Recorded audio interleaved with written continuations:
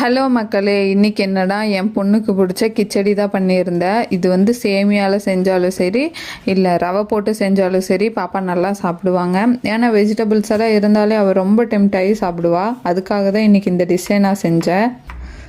அவளுக்கு நான் எப்போ மெனக்கிட்டு செஞ்சாலும் நல்லா சாப்பிடுவா. இதே வந்து நான் சரி நம்மளால் முடியல, ஏதோ ஒன்று சிம்பிளாக செஞ்சிடலாம் அப்படின்னு செஞ்சோம்னா அவளும் எனக்கு டிமிக்கி கொடுக்க தான் பாப்பா. நான் அதனாலேயே மோஸ்ட்டாக எங்களுக்கு என்ன செஞ்சாலும் பரவாயில்ல, ஆனால் அவளுக்கு வந்து நல்லா செய்யணுன்னு தான் எப்பவுமே செய்வேன். அதாவது எப்பவுமே அப்படி சாப்பிடுவான்னு சொல்ல முடியாது. சம்டைம்ஸ் அவளுக்கு மூடு இல்லைன்னா சாப்பிடாம கூட டிமிக்கி கொடுப்பா. அதெல்லாம் ஒன்றும் பண்ண முடியாது, அது குழந்தைகளோட நேச்சர்.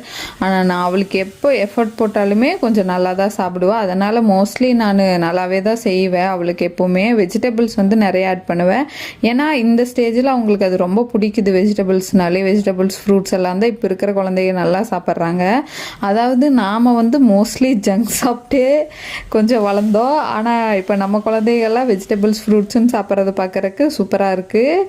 நீங்களும் இந்த மாதிரி டிஷ் செஞ்சு பாருங்கள், எப்படி இருந்துச்சுன்னு சொல்லுங்கள். ரெசிபி வேணுன்னா சொல்லுங்கள், உங்களுக்கு நான் கமெண்ட் செக்ஷனில் சொல்கிறேன். பாய், நாளைக்கு பார்ப்போம்மா.